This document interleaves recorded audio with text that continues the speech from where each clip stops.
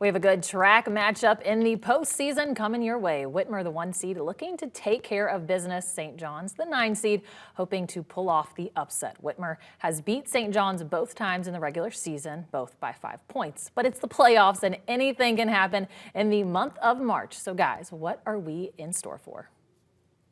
It's going to be a good game. If you watch the games earlier, St. John's, they were up early on pretty much. I remember they went up early on Central. I think they went up early on Whitmer.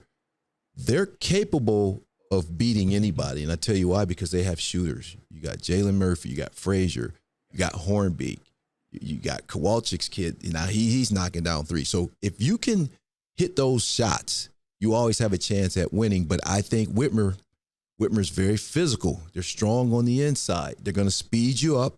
You know, I think that's going to be a good game. It's not going to be, I know everybody has Whitmer winning, and I guess if you look at it on paper, Whitmer should win, but I'm telling you, this St. John's team, they progressively got better and better as the season went on. Yeah, and the game they won was only 35-32. Are they going to pull out the Jim Welling playbook?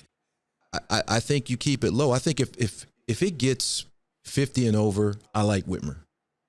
Below 50, St. John's has a chance. But, you know, if you start letting those guys, Derek James, Antoine West, all those guys start penetrating and kicking and beating you up on the glass, you got to rebound with Whitmer. That's the thing. They're very physical, so you got to get a body on those guys. Well, St. John's, going back to that Heinschel era, and even I think they've maintained that character now.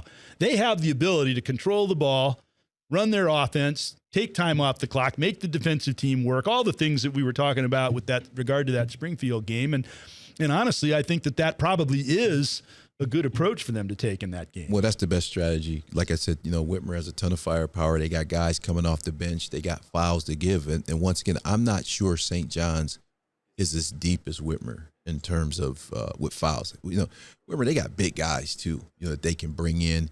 You got to limit those guys to one shot, though. But the thing about Whitmer, they will speed you up because even though they didn't press much, they will press you, and they'll force the ball out of maybe Hornbeek's hands, and other guys are going to have to step up and make shots.